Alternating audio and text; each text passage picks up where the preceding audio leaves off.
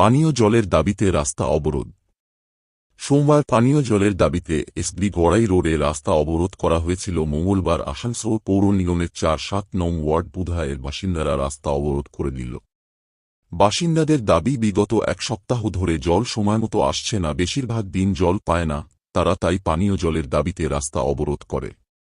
বিগত ৩ মাস ধরে আসানসোল পৌর নিগমের বিভিন্ন ওয়ার্ডে জলের সমস্যা চলছে। আসানসোল পৌর নিগমের মেয়র বিধান উপাধ্যায় বলেছিলেন, বিদ্যুৎ দপ্তরের আন্ডারগ্রাউন্ড কেবল লাইন বসানোর জন্য জলের পাইপ ভেঙে যাবার কারণে জলের অসুবিধা হচ্ছে। পৌর নিগমের কর্মীরা জলের পাইপ মেরামতের কাজ চলছে।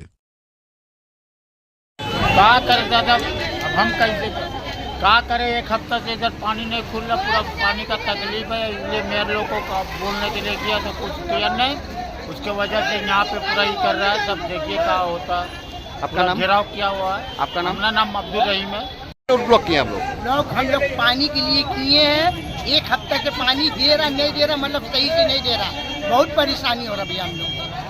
आपका इलाका का नाम क्या है? पूजा 47 नंबर वार्ड। एक हफ्ता से पानी नहीं है? एक हफ्ता से। और भी मेरा हर आदमी नल खुल रहा है, बेटाइम में खुल रहा है, 5 मिनट 10 मिनट दे रहा है, बताइए।